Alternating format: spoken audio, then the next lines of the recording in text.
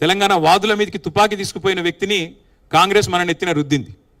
సరే, Congress కల్చరే sealed cover సీఎంలు. మీకు తెలుసు, ఎవరు ఎక్కువ డబ్బులు ఇస్తే వాళ్ళకి ముఖ్యమంత్రి పదవి వస్తుంది. అదే అది అందరికీ తెలిసిందని కొత్తదేమీ లేదు. అలాగే ఇవాళ ఒక తెలంగాణ ద్రోహిని మన మీద రుద్ది ఆయన ద్వారా ఇంకా కూడా 2.5 సంవత్సరాలు అయిపోయింది. జనరల్గా సినిమా భాషలో చెప్పాలి అంటే ఒక సినిమా హిట్టా ఫట్టా అనేది ట్రైలర్ చూస్తే తెలిసిపోద్ది. కానీ ఇక్కడ ఇంటర్వ్యూలు కూడా అయిపోయింది.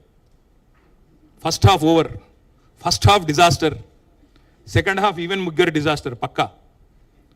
కాబట్టి ఇంకా పెద్దగా చూడడానికి కానీ ఇంకోటి కానీ ఏం లేదు. అన్నం ఉడికిందా లేదా అని తెలుసుకోవడానికి ఒక మెతుకు ముట్టుకుంటే చాలు కదా. మరి 2.5 సంవత్సరాలైంది. ముఖ్యమంత్రి గారు మాట్లాడే అపసవ్యపు మాటలు ఏంటుంటే ఏడవాలో నవ్వాలో తెలవట్లేదు. 100 రోజులు 6 గ్యారంటీలని పనికిమాలిన ప్రచారాలు చేసిందే మీరు.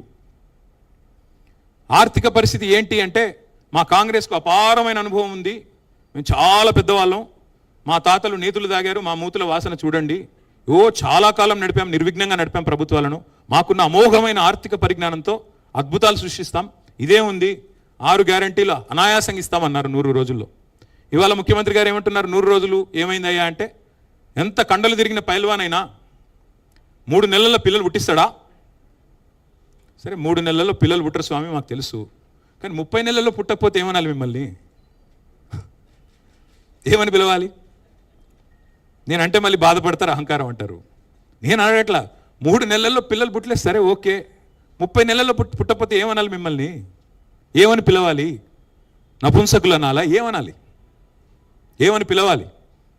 ఇవాళ ఎంత దరిద్రమైన పరిస్థితి అంటే తెలంగాణలో వడ్డించిన విస్తర్లాగా